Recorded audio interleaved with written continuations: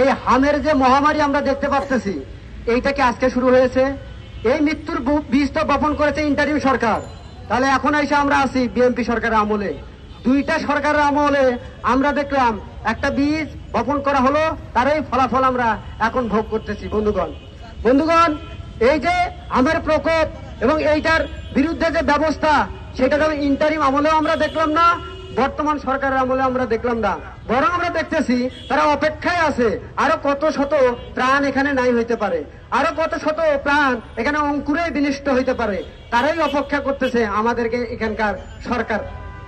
বন্ধুগণ, এই ইন্টারিম সরকার যে সংস্কারের কথা বলছে, যে দায় দরদের কথা বলছে, সেই দায় দরদ কিন্তু ওই শিশুর প্রাণের ক্ষেত্রে গিয়ে বহাল থাকলো না।